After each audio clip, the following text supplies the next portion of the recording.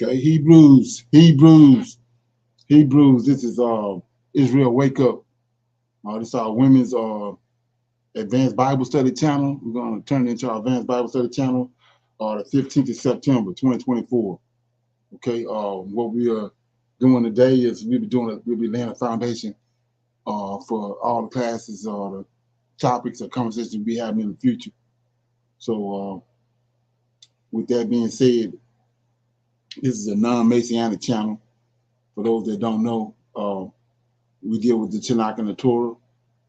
The Tanakh is the Old Testament, so-called Book of Remembrance, and the Torah is the first 5 books of the Old Testament that was given to Moses by Lord of Hosts, our Redeemer.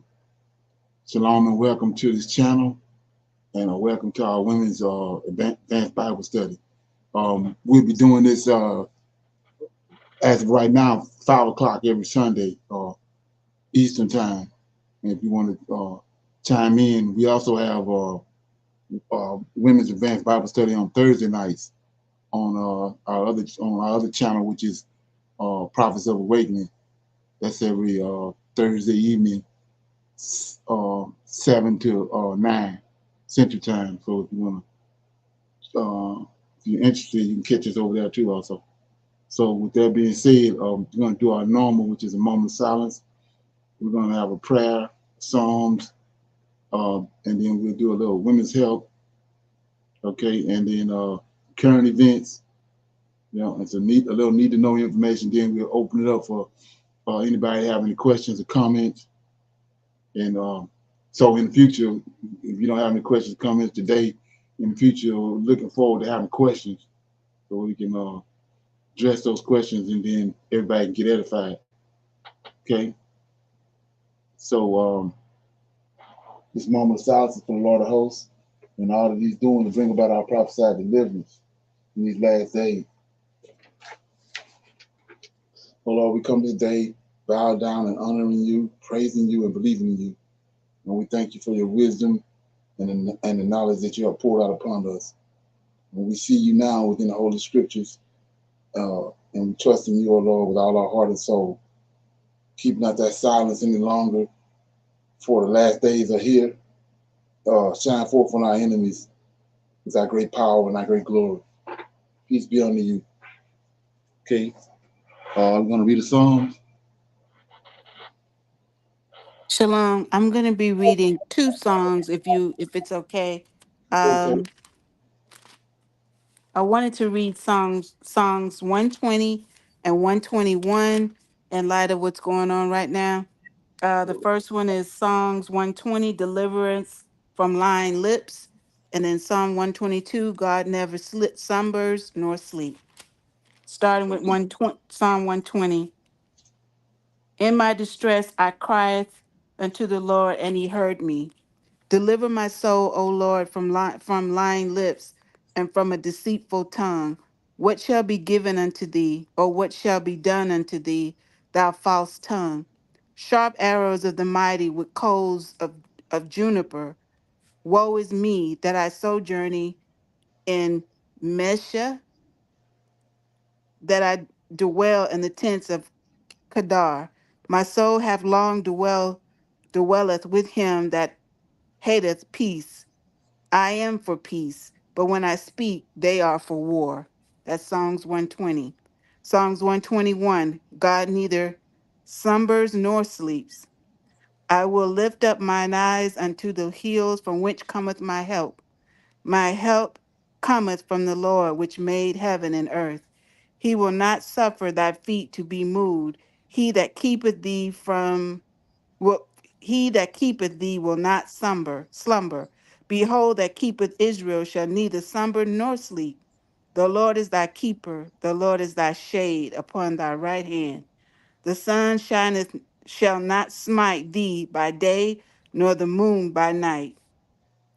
The Lord shall preserve thee from all evil. He shall preserve thy soul. The Lord shall preserve thy going out and thy coming in from this time forth and even forevermore.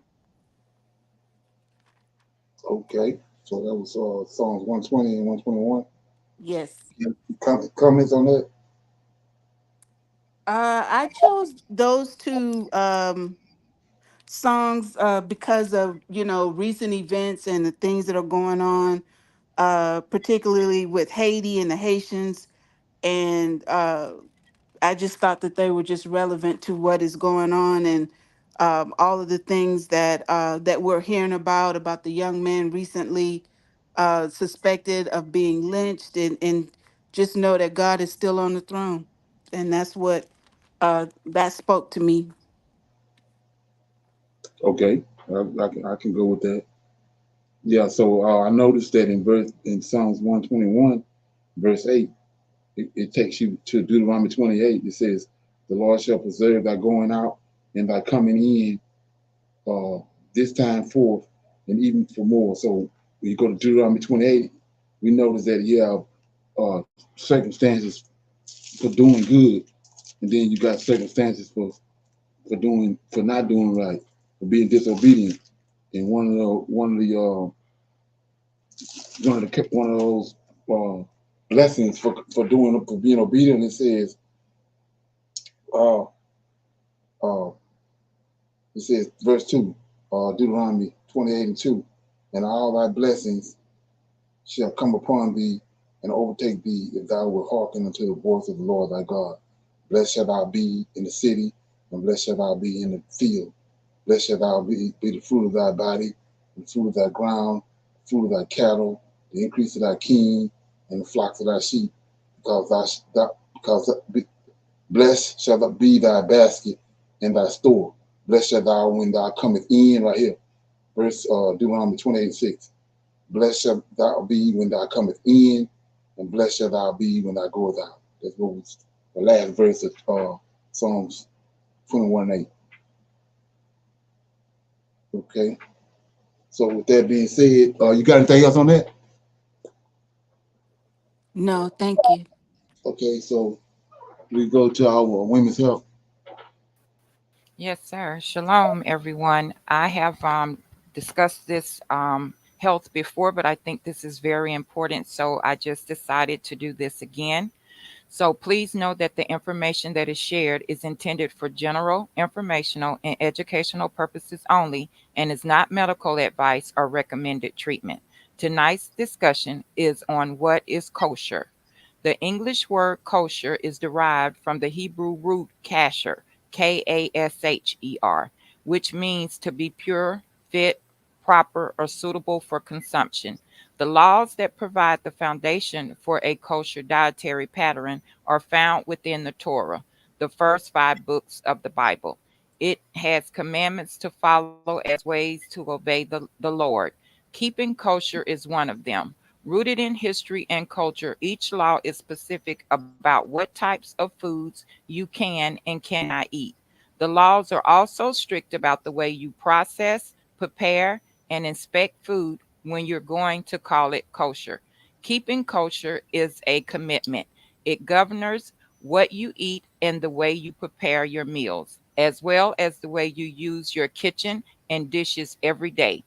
Examples of kosher foods include lamb, goat, veal, beef, buffalo, flounder, red snapper. Most fruits and vegetables are allowed on a kosher diet. These must be examined and fully cleaned before consumption. However, to prevent non kosher items like insects from being eaten, dairy products must originate from a kosher animal, and cheeses cannot be processed alongside meat products, just to name a few. To find out more about clean and unclean foods, refer to Leviticus chapter 11 and Deuteronomy chapter 14.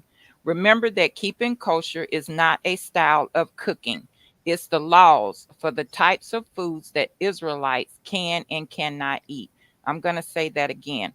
Remember that keeping kosher is not a style of cooking, it's the laws for the types of foods that the Israelites can and cannot eat.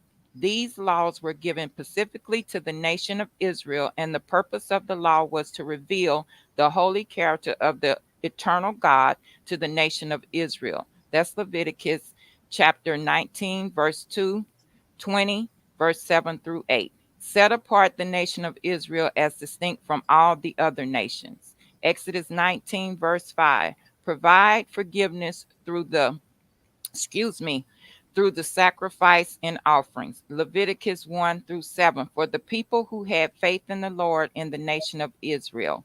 Provide God's direction for the physical and spiritual health of the nation. Deuteronomy 6, verses 4 through 19, Psalms 119, 97 through 104. So, with that being said, a pork loin does not make a great meal. Not only was eating pork forbidden, but even touching the meat was unclean. That's Deuteronomy chapter 14, verse 8. And the swine, because it divided the hoof, yet cheweth not the cud, it is unclean unto you. Ye shall not eat of their flesh, nor touch their dead carcass. The dietary restrictions indicated that Israel was a separate nation and a chosen people. Deuteronomy chapter 7, verses 6 and 7. God has chosen Israel.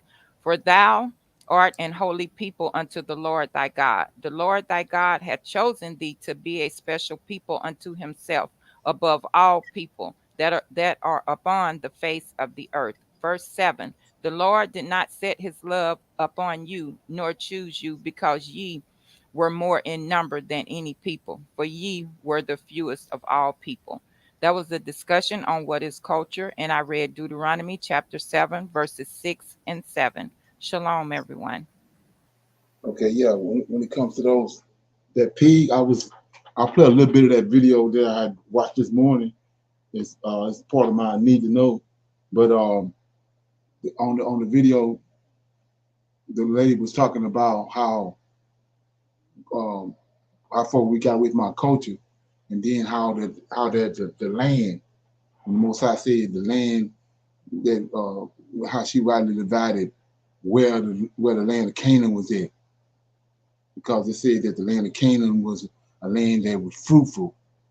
So when you're looking for it, you have to find a land that was fruitful. And then he said he made it desolate. So if you're looking for the land of Canaan today, it can't be fruitful. It can't be nobody there living on it, and it can't be fruitful. It's got to be, you know, desolate. So anyway, she was talking about how on the west coast of Africa, uh, after we fled, all the stories. She's showing how all these stories, these different. The name of the video is "All 12 Tribes." Is in the Africa, right? And she was talking about how before the transatlantic slave trade and before the Europeans came, wasn't no hogs, wasn't no hogs in the land because our culture forbidden us from eating them. There wasn't no hogs. No, it wasn't no such thing as a domesticated hog or pig. But so when the Portuguese came, which were the first ones to come, when they came there and they brought hogs, pigs, domesticated animals. But the land like he said, the land flowing with milk and honey, it had everything that we needed. We didn't have no unclean animals there like the hog and all that. They brought it with them when they came. So when they came, they defiled the land. Not only them being there defiled it, but the things they brought also defiled it. So I thought that was pretty interesting. Yeah. So go to a little and comments on that. Go I to a I little. think it's I'm very fascinated about that by that too, and I think it's interesting that one of the very animals that they gave us when we came to America, and I'm sure it was happening in other places, but this is the only one I really know about. That was one of the main animals they gave us as Right, in order to get scraps from after they got what they wanted. right. Their whole objective was first of all they knew who we were. Esau, because Yeah, like I said, he was the one with the slave. He the one controlled the slave ships and all that. He controlled the transatlantic slave trade. He knew who we were, and so he made sure to keep the defilers. yeah, He the one attacked our scriptures and our language and all that. He the one behind it. He knew that if you can remember when we was in the book of oh, I can't think of her name. Uh, Not Ruth. But anyway, the guy was there, the Lord of hosts for Nebuchadnezzar had came and destroyed all these countries, and they got to the land. It got to the borders of Israel, and he saw that they started setting up for war, and it was an Edomite there, and he said, and he was amazed. He said they heard all the things that we've done and all the destruction that we caused. Why they not meeting us and giving over the city, knowing that we're going to destroy it? And then he said, the Edomite told him, long as they know they God, long as they keeping his laws, long as they in tune with him, you can't nobody deal with them. Mm. So that right there tell you they know. So they objective, they the corporate, like in Psalms 83, they the corporate. They have to make sure that we stay. And not only that, they the ones that assumed our identity. So they have to Yeah. make sure that we don't never wake up. So they behind all the trickeration and all that is they behind. They brought the hogs, like I was telling you, during the time of JC, we know that's Caesarian, right? And then he came, and those are Edomites in the land of Israel. Israelites was on the west coast of Africa. So when they was ran out, just like we was living there. Well, matter of fact, before we came, the Canaanites was there, and they was driven out of the land.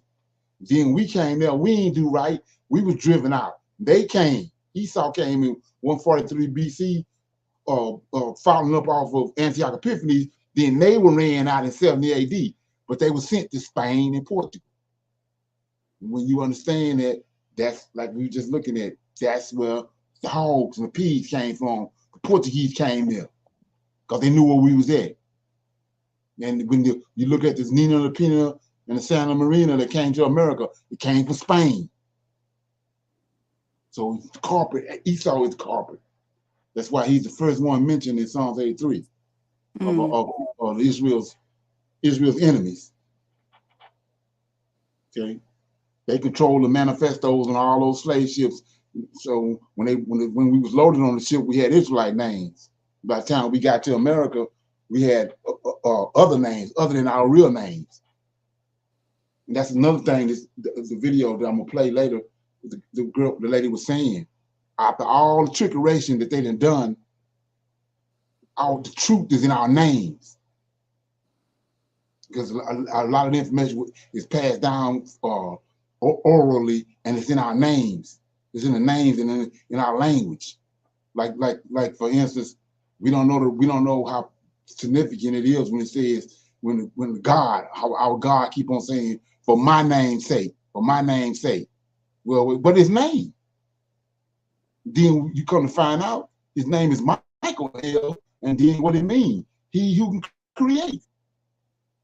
So the truth is in the name, is in the names. And I thought that was big because of two situations, two instances. Jacob, right? His name was Jacob when he started out his life, but he encountered the Lord of hosts, and his name was changed. So why was his name changed? Because of that name Jacob means he completed the covenant that the Most High made with Abraham. That his nation he's going to be a nation unto himself, and his name is going to be in them. So Jacob completed that promise. And then you look at Nimrod, right? His name changed. Before the Tower of Babel, his name was Nimrod. After the Tower of Babel was destroyed, he wasn't killed. Everybody thinks he was killed, but he wasn't. His name is Armathal. Armathal. When you go look at the research on that name, that name tells you of what happened at the Tower of Babel. The reason why his name is called Armathal. But we don't look at that, and that's the reason they attack. That's why I see so much attacking on the names and in our language, what they call it, linguistics. They attacked all that. They had to attack it because it told our story. Yeah. So anybody have any questions on that? I don't have a question. I have a comment though. I think it's also when you talk about names and how we were given someone else's name. It also means who owned you. And the ownership of who we were no longer belonged to God. It was them because they gave us their name. And so again, you don't call somebody by their name and expect somebody else to answer. So there's power in the name. Knowing who Right. Right. you are, knowing who your God is, when that name is called, that person answers. If Right. nobody Exactly. answers, it's because you ain't called upon the person you looking for. Right. And Right. that's what he keep on saying. That's what the truth is at. Is in there. When he Yeah. keep on saying over and over again for my name's sake. Yeah. So automatically you find out right then and there it's not Yahweh and it's not Hmm. Jesus. You know that. And so another verse that's after you get that revelation on that, he tells us in Zephaniah chapter 3 that in the last days he's gonna return our language right back to us. Then you'll be able to call him. See that? So that's big. Ain't that something? Let me read that. Let's see in Zephaniah chapter, I think Zephaniah 3 and 9. Let me get it. So this first class right here will probably be about an hour, a little over an hour. So try to get down, like I said, get the format down and groundwork on how we want to do this. Know which direction to go in. But it's in Zephaniah. Okay, Zephaniah chapter 3. It says, verse 9. For then will I turn to the people a pure language. See that? Pure. Back to our original language. That's where his name is at, in our pure language. And they may say that he gonna return the pure language, that they may all call upon the name of the Lord to serve him with one consent.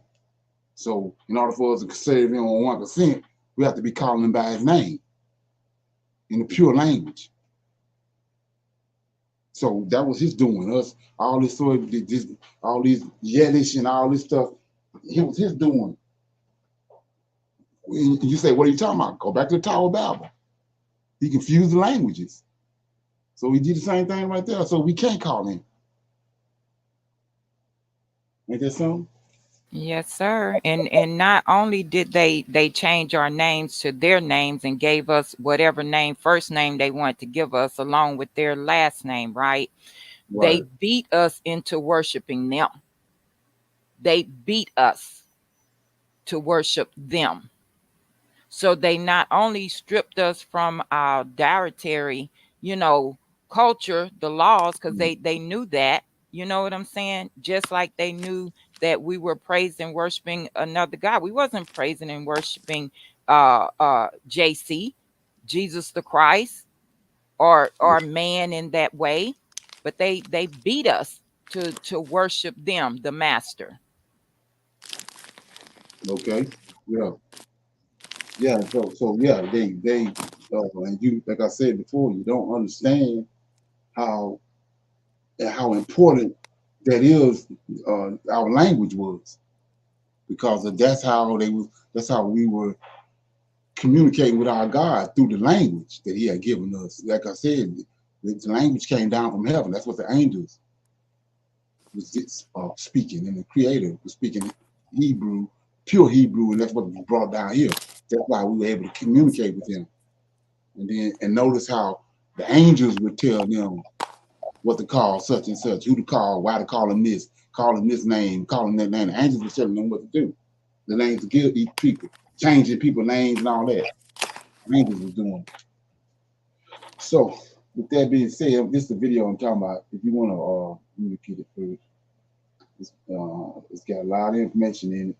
Even though she caught up with JC, but you got to give her 50 feet till she come around, if she come around. But this particular part of the video right here, play this.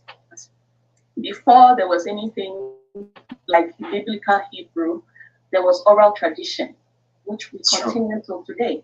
This is how we pass on the information within our African Hebraic context. is through oral tradition. And oral tradition is not the telephone game. The information is not going to be lost after several decades or centuries or millennia, because there is a genius behind how the story is packaged in oral tradition. And that genius is preserving the stories in the names. You will see when we go further down. So notice in the scriptures, after hearing this right here, notice in the scriptures, he says, "This is my name forever." Come on. When I present the slides, I'll give some examples. The stories are embedded in the names. So that's why when telling the story of a character, the character may have one name in the beginning of the story that is based on their circumstances. And then later on, when their fortune changes or their destiny changes, they can have another name. A classic example is the name of Jacob, whom you popularly know as Jacob. His name was Jacob in Hebrew, which simply means Yah hides you, protects you. Even in my language, it's Jacob. There you go.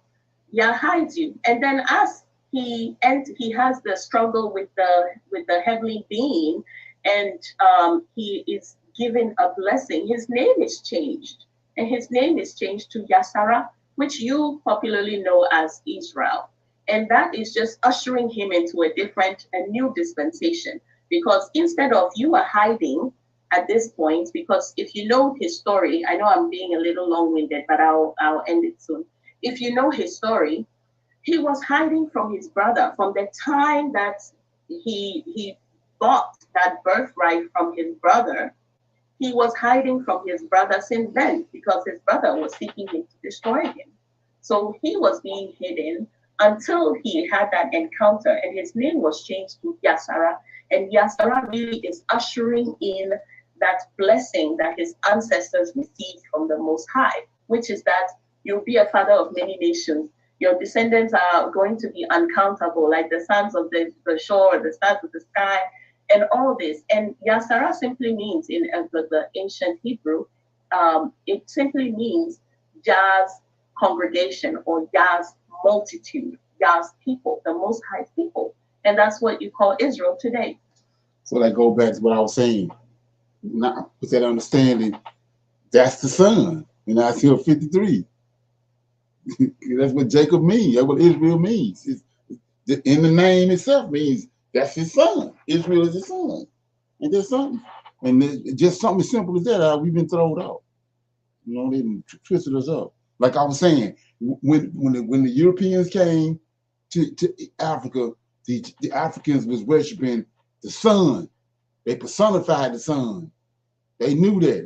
They gave it human characteristics. When Europeans came, they came and made the sun a person. That's actually how you get JC. They took the sun from out of the sky and made a man. That's where you get the black Madonna and child at. That's how throwed off they are. They took it and actually made a man out of the sun. Okay, then when they got hold of our scriptures, that's how they brought JC into it. From that, like that. And they had Serapis. That's how they brought him into the pit. But if you don't know all that, you'll be running around worshiping JC and have no clue on what you worship. But that's how it happened. These people came in out of ignorance. And that's what our beliefs and the way we move today is off of their ignorance. Because we don't have the truth. Okay? So yeah, so you want to watch that video, the name of the channel is Book of Life TV, and it's all 12 tribes of Israel fled into Africa. Then it says historical, cultural, linguistics, evidence. And she goes into all that to show through the language or the true meaning of a lot of words that they say mean one thing, but when she gives you the definition of what it really means, it connects dots for you. Like I said, Michael L., he who creates. So then they explain what the creator doing in the beginning when he says make life.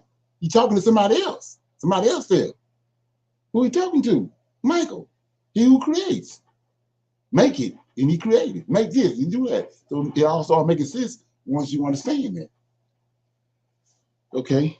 So with that being said, I'm gonna open it up for some Q&A. Anybody have any questions, comments about anything? And then, like I said, we're gonna be on it for about an hour. And I got, hopefully I can get some testimonials on from the people on here that before and after finding out the truth, after finding out who JC is, the difference in your approach to life or whatever after you found out found out the truth about JC, and then found out who the God of Israel really is. But before that, like I said, anybody have any questions, comments about anything they want to talk about, or something they came across? Shalom, everyone. Brother Leonard, I came across a topic, right? And the topic was two saviors or one. That Okay. was the topic, right? So when we are in the Old Testament, right, we read over and over again about who the Savior is, right? There's no mention of Jesus Christ in the Old Testament whatsoever, right? But Okay. watching the video, they went to several passages in the New Testament, right, that says that Jesus Christ is the Savior, right? Christ the Lord, or whatever they want to call him. So my point is, how can you take one book, right, that mentioned JC not at all, and all of a sudden bring him in as the savior? Because if he was always the savior, his name would have always been throughout the book, including the Old Testament. So Right. yes, sir, I just kind of wanted to talk about that a little bit because I was having a discussion with someone on that topic also, and I just kind of wanted you to go into that a little bit so when they watch this, they get a better understanding from maybe the way that I was speaking. Well, yeah. Well, first of all, they lied to us in so many ways, and one of the main things is by taking out what actually happened in the beginning of history of mankind is like with the Book of Enoch. They took all that out, so you don't have no you thinking what you thinking happened in the beginning didn't happen in the beginning. And so what Enoch tells us is that these angels came down, right? And you say, well, what are you talking about? Well, didn't they come down at the Tower of Babel? And then what did they do? Like I just said, they they confused the languages. So let's look at what happened when these 200 angels came down. We kind of talked about this before, but I want to shine light on it again. So he says right here, uh, chapter 8, it says in Book of Enoch, Azazel taught, we look over this, Azazel taught men to make swords, knives, uh, shields, breastplates, and made known to them the metals of the earth and the art of working them, the bracelet and the ornament. So we know this who talked to Tubal-Cain right here. The autonomy and the beautifying of the eyelids and all the kinds of costly stones, coverings, and textures. And there arose much godliness. From this right here arose much godliness, and they committed fornication, and many were led astray and became corrupt in all their ways. And then some Jaza, right, taught enchantments, cutting the roots, uh, aurora, the resolving of enchantments. Big Baruchel taught astrology. Then this one I want to deal with. Well, yeah, Kobach, the constellations. Eriquel, the knowledge of the clouds. Oraquel, the signs of the earth. Sinjaza, the signs of the sun, and Sirkel, the course of the moon, right? And men perished, and they cried out, and their cry went up to heaven. That's not what I was looking for. Let me get it.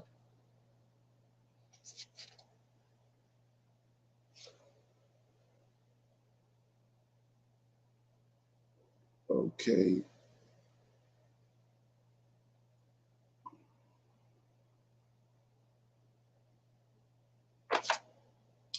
I can't remember where it was at. There was an angel that taught he taught mankind. It ain't the same writing. Remember, he told our forefathers, they was writing down everything, but this angel came and showed uh, Cain descendants how to trick off the writing, how to, like I said, when you go to Egypt, you got Tahuti, right? That Tahuti, that's not tied to the creator. That's part of the phone language. That's where they came down. They was in Egypt. But anyway, this angel showed them how to. I can't really pronounce it. Can't really say it because I saw it. Let me see if I can find it again. It's important. It says. Let me get it over here. Let me get it over here.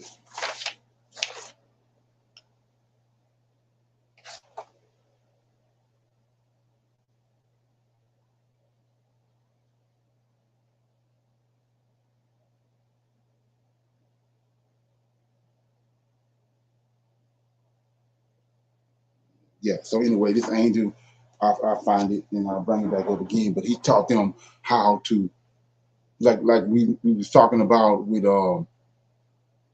uh typology, how to trick, how to something that's you got it's something you have something that's in one book but it's not in the other book. All you have to do is go and then you see the plot that's in the book, and then you start to write uh this person into the other book by the plot that you by the way you see the plot in the other book. He wasn't there at first, but after you see how it was read or how it was written, then you able to write this person into the story. Just like they did, I was showing it other night how the son didn't don't mean he wasn't talking about Jesus when he said the son. We know that in Psalms, David is the son, and then you get on down and you come to find out when he told Moses to go to Egypt, Israel is his son. So you got a man that's a son. You got a nation of people as son. And in the very beginning, you got a man called Adam, and then you got a people called Adam. So they understood that. That's how they was able to transpose JC over in the Old Testament. His name and none of that ain't there, but the way it was written and constructed, that's how they was able to put him in there and just tell you that's him. And back in the day when we ain't had no sense, we look at it and we say, oh, we can see that's him, but it's not him.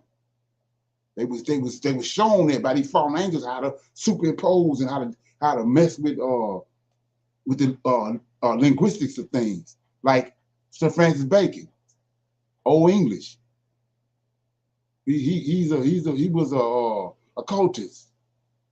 So that whole Old English thing it was concocted.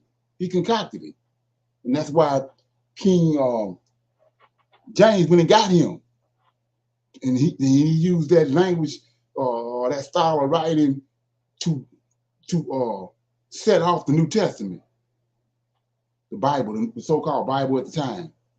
He went and got Bacon to do that, and that's how we got tricked off with the word Lord and God and all that. What they saying it means, it ain't what it means. But that's for, like I was saying, our forefathers, us as the Israelites, we was talking to the most intelligent beings in the universe, the angels.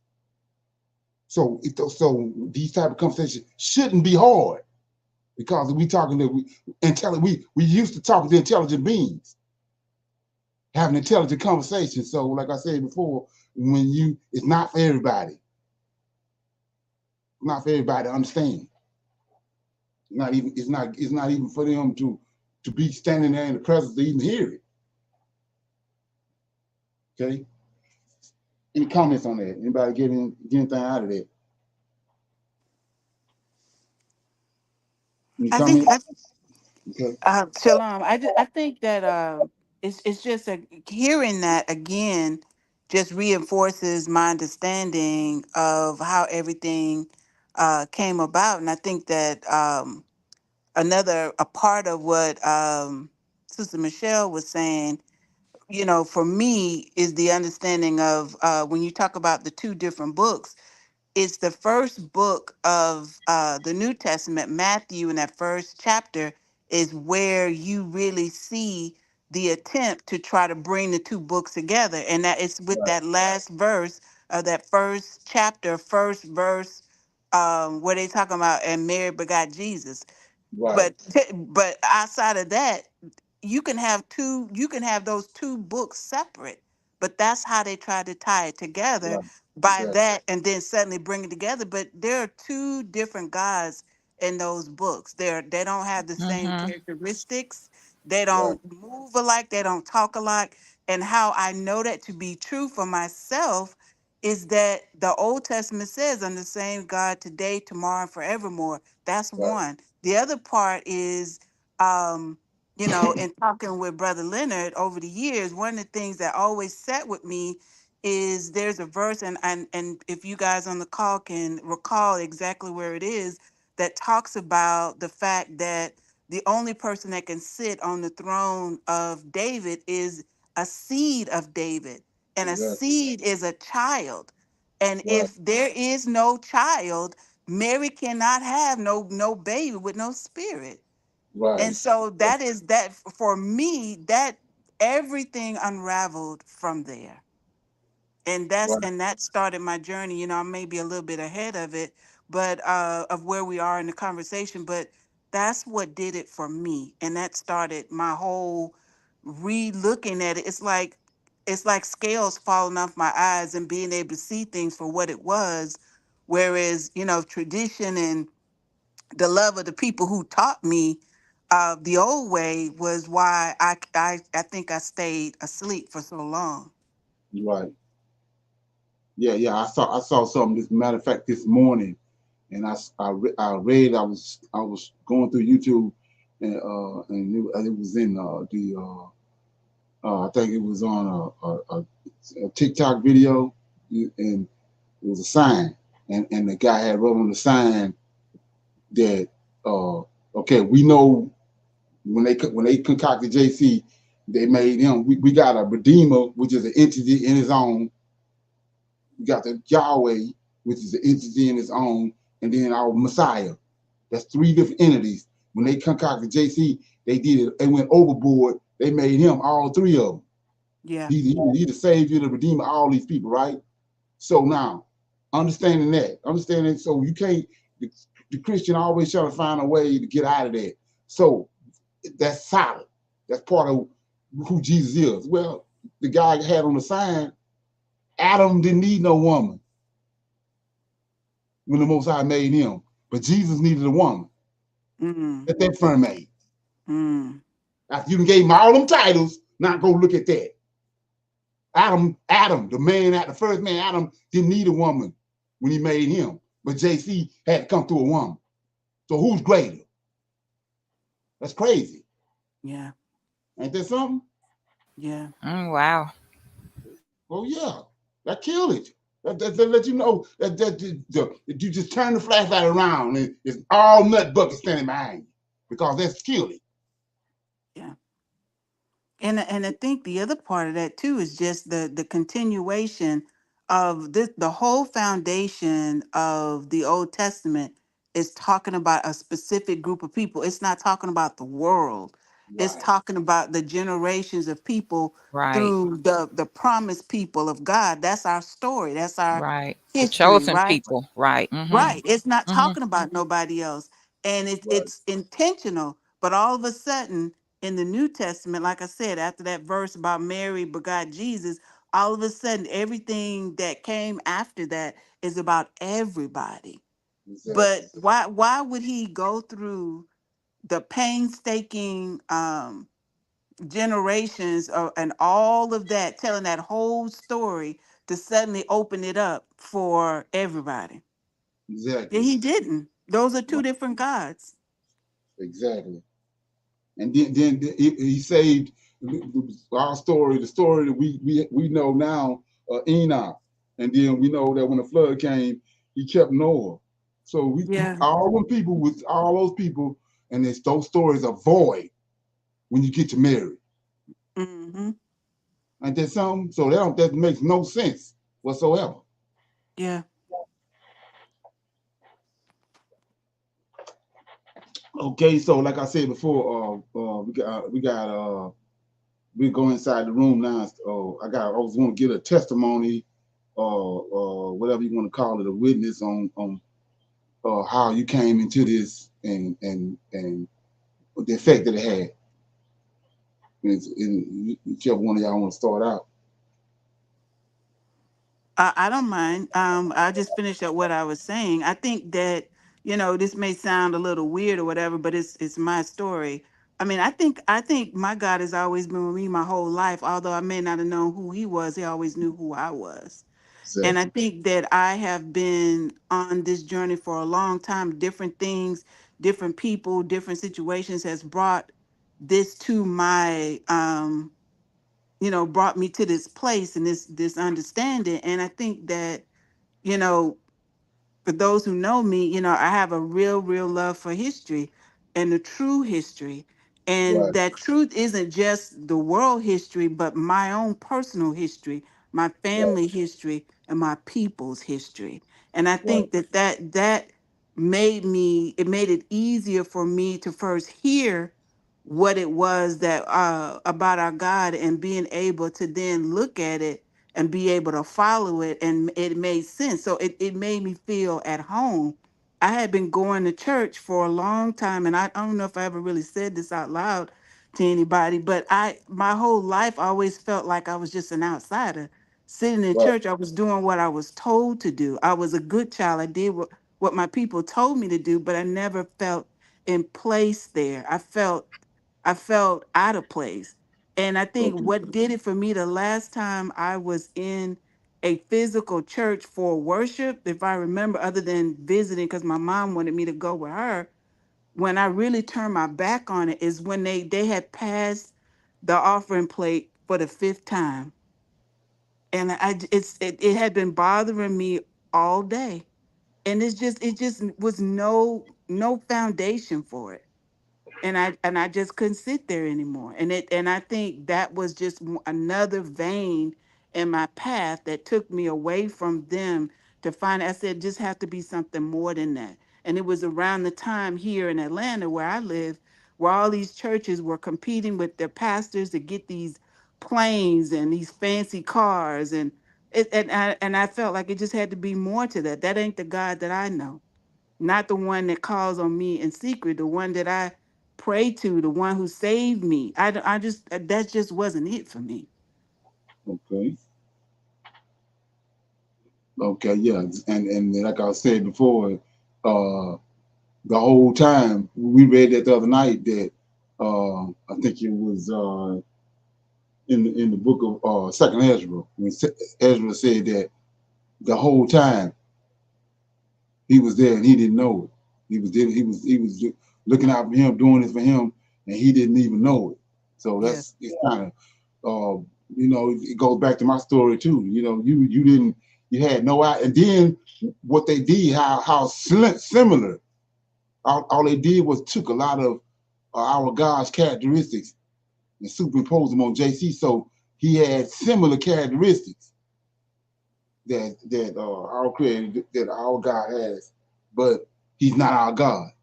yeah, And then so when you start to when you start getting to the scriptures, for example, Isaiah 44, 1 through 5 tells you that in the last days he's gonna pour his spirit out on us, and then we're gonna wake up to who we were and return to him. And that's pretty much what you said. You all of a sudden you happen in the church, a spirit was on you that this ain't right. And so it started slowly leading you to the truth. yeah, Okay.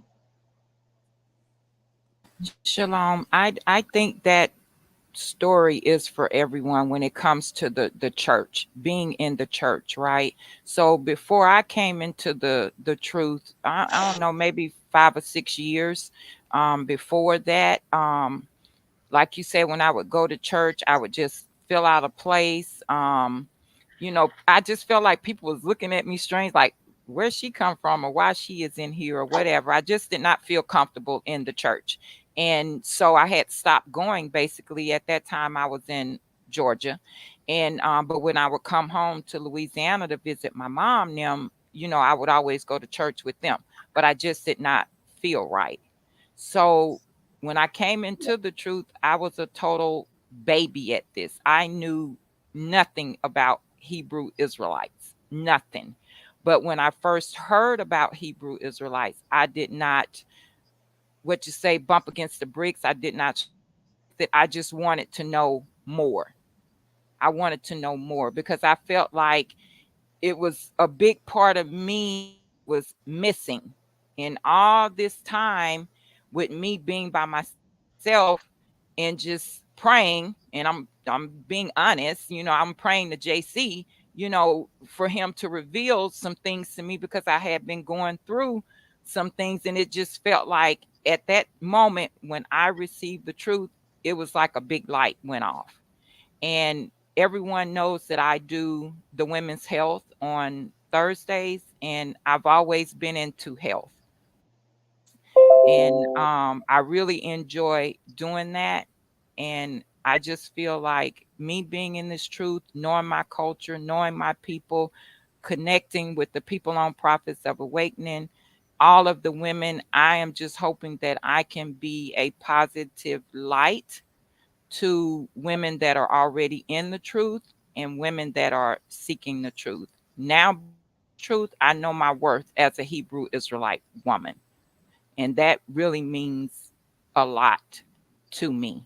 Um, a lot of people don't know me. I really don't speak a lot, but being in this truth has really done a lot for me. I have become a better woman, and I'm going to continue on that journey and meeting all the ladies through Prophets of Awakening that I have met. I have really enjoyed having conversations with you about the scriptures, and we're teaching each other. I love that. That is a big part of me. And I want to thank Brother Leonard for being a patient, awesome teacher. Shalom. All praises to the Most High. Okay, this question for both of y'all. Like I said, we're trying to lay a foundation. And time and ran out. It already ran out. So, uh, what would you say to somebody that's dealing with JC right now? I mean, uh, compared to then and now, what's your advice to them?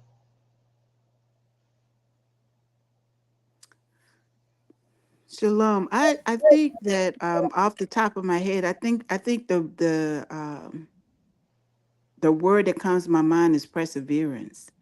I think it's important. It's so much going on and so much out there, and people who are trying to seek the truth, or you want to stick with the metaphor, people waking up.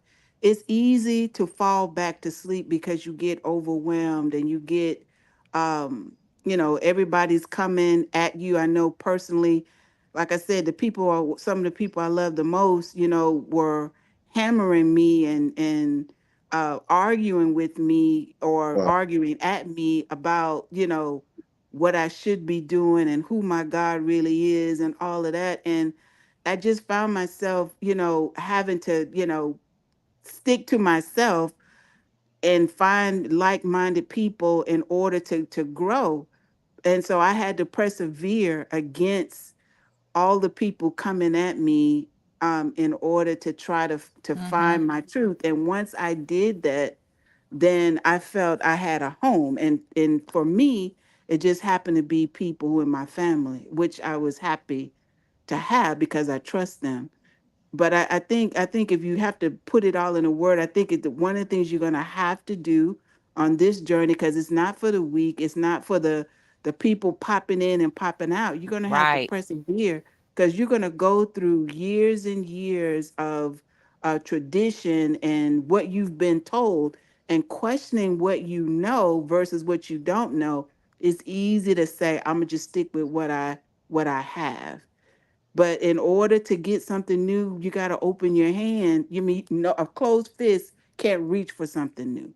So you're gonna have to let go in order to get something new. That's what I would say. Okay, so is lost a good word? Yeah. for somebody dealing with Jesus. Mm-hmm. Yeah. Yeah, I think Okay. so. Yes, sir. Okay. But the just to have a discussion about that, but they don't know that they're lost.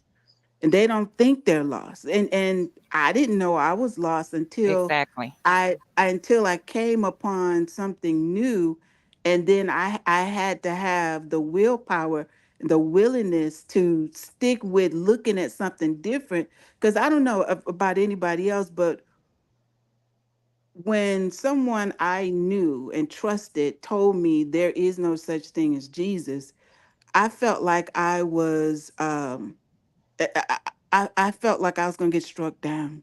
I really did. I felt like I couldn't say that out loud. And because at the time I think I was 40 something, I I had it was like somebody telling me I'm on planet Venus. Okay. It was hard to accept that. And while you may, those of us from the outside now looking in know they're lost, but the people on the inside don't know that. And so it Exactly. really it takes a gentleness, a understanding and patience, both for us trying to help someone and for those who want to be helped, to have that patience, that perseverance, that willingness to do something different, be something different, and to open your heart and your mind to something that you've never known before in order to walk into the new truth. Right. And and when you come to find out, which is just who I am. My DNA that I had was, you get angry. People get angry, but I didn't get angry because of who I just, uh, first of all, I was thankful for the fact that I was brought to the truth. The creative, Yes. brought me to the truth. But a lot of people get angry because Yeah. you come to find out it's a concerted worldwide effort Yeah. Mm-hmm. for you to make you believe everything that you believe in.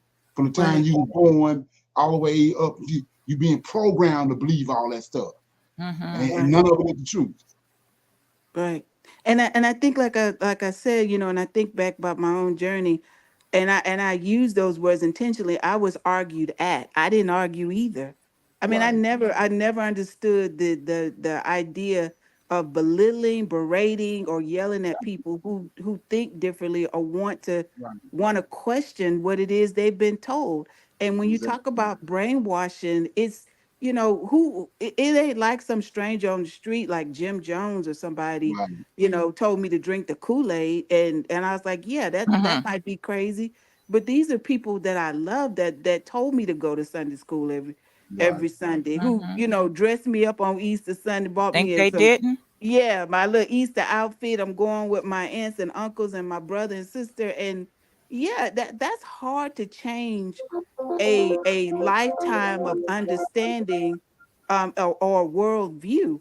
And I think that it's why I think it's really important that you be patient and give yourself grace to try to learn something new. And I think when you begin to open yourself up, and like I said, you find people, come here, talk to us, and we talk to you about the change and that you're going to go through, you'll have some support. I didn't have it initially, but then when I did, I felt a belonging. And when you talk about being lost, I mean, when you're lost, you have a tendency to do what you've always done. And Mm-hmm. if you do that, you'll stay where you are.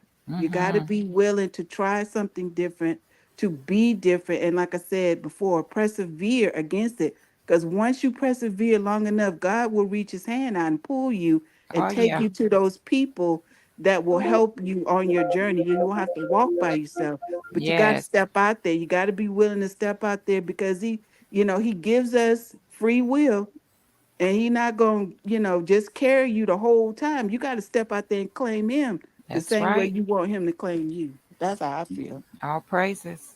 So yeah. true. Appreciate that. You got something, Michelle?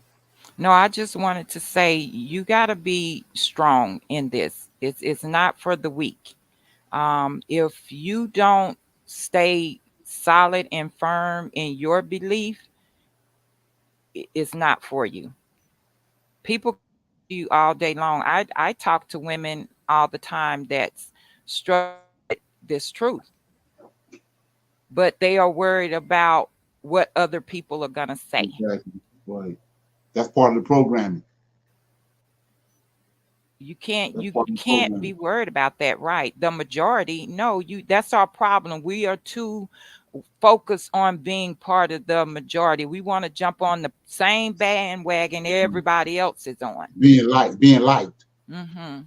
Yes. You know, that's what that Yes. is. And the crazy part about it, when you look at where we at in time, look at the prophecies that God of the Old Testament prophesied us, and you see that we're exactly where He said we was gonna be at. So that ties right into uh, when you come into this information, you start doing your research because you have to. Whatever you hear, you got to go research it out. You can't take. Well, I don't care if it's your great grandmama who told it to you. You still got to go research everything that you hear for yourself. And like she was saying earlier, and pray about it Yeah. because it's gonna if it's not for you or if it's not the truth, then you're gonna be led somewhere else. But you're gonna find out when you pray about it, you're being led into the truth. Yeah. And that's where the trick come in at. And you're gonna either run from it, which is not good, or you're gonna deal with it. Yeah. Yes, And sir. that's what the trick. That's what you see so many people go wrong here because they begin to uh, really be ashamed, and Yeah. they want to fit in with everybody else. They got that nature that's Mhm. been put in us to fit in, to be Yeah. not to bump against the bricks or to be comfortable with everybody. And that Right. ain't you don't see that in the Old Testament. You see all the prophets, all the righteous men, David and all them. It's they at odds with everybody else. Yeah. Mhm. So that They were righteousness strong. is righteousness causes you to be at odds, Yeah. and truth causes you to be at odds with everybody else. So Okay, true. And there's a saying, I mean, they associate it with Jesus, but I don't anymore. But if God is for you, who can stand against you? exactly, Right. right, So I mean, I think that all of us who are following the truth now, there's a certain type of leadership in those people. That people look at you, you look different. You don't even have to right, say anything. They know something is different about you. And they right, want you to be like them. So they try to convince you to be in the bubble with them. Mhm. Mhm. right, You But got to but have we that don't. strong mindset. You got to Yeah. you have to, because once they see something different on you, in you, the way you speak, the way you carry yourself, like you said, you can walk in a room and light it up. You don't even Yeah. have right. to say anything. Your Yeah. demeanor, ain't that something? Oh Yeah. yeah. There's Right, something different about you. And I'm Yeah. going to say about us. There's something right, different yeah, about us. right, Yeah. right. So You so don't like even have to say anything. right, Mm. exactly. And the thing about that is you have to become aware of that because it plays a part in because the creator gonna send it. You're not gonna get this information and then he's not gonna have you to distribute it somewhere else. So Yeah. you have to become aware that you have that presence because it's Yeah. gonna play into you talking to other people. Yeah. And you got to accept it. Right, Accept it and be okay with it, because everybody I know, I was talking to the lady that was doing my hair yesterday. I don't know why it came up. I think I had was saying something about missing the call yesterday, and she was asking me about it because I had my book with me, and we just struck up a conversation. And I always say, hey, if this ain't for you, you just let me know. We don't even have to talk about it, because I'm not going to argue with anybody, right, nor am I going to be belittled or made to feel like what I believe or what I think is something wrong. I'm not exactly, I'm not built that way. So if you don't want to do it, it's not for you, I'm good with that. But if you want to hear it, here you go. That's me all day. And Sister Tasha, I think that we were always a certain way. You know what I'm saying? It's just it's enhanced now. It comes out more now. Like I know I've never been a follower, right? I've never been a person that liked to hang around a lot of females and I got to run with the crowd, the popular this and all that. You know what I'm saying? So even now with being in this truth, right? You can be speak to someone and they're going to pick up on your spirit quick. Yeah. And for Yeah. no reason, they will dislike you. Mm. You don't have to say nothing or do nothing. Yeah. I Right. do That's okay. now, right, what I've done then.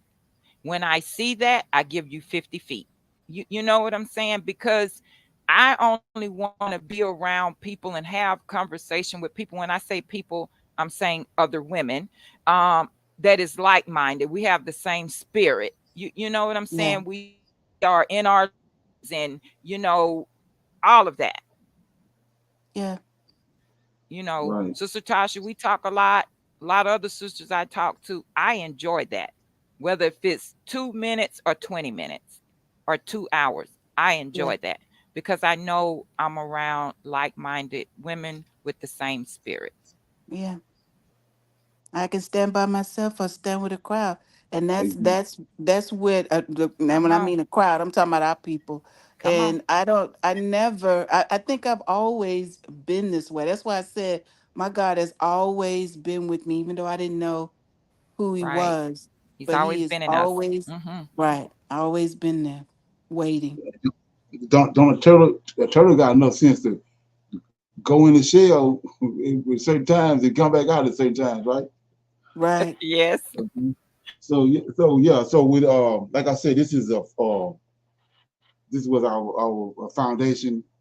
For, we'll be over here on prophets of we'll be over on Israel Wake Up. I'm calling it our women's line. So Mm-hmm. we had did we kind of like I said, I'm trying to lay a foundation for anybody that listen in. You got to know that JC got roller skates over here. So when you come over here, you got to understand that. So we talked about him. So it was two other little topics I wanted to talk about. Then we'll get off.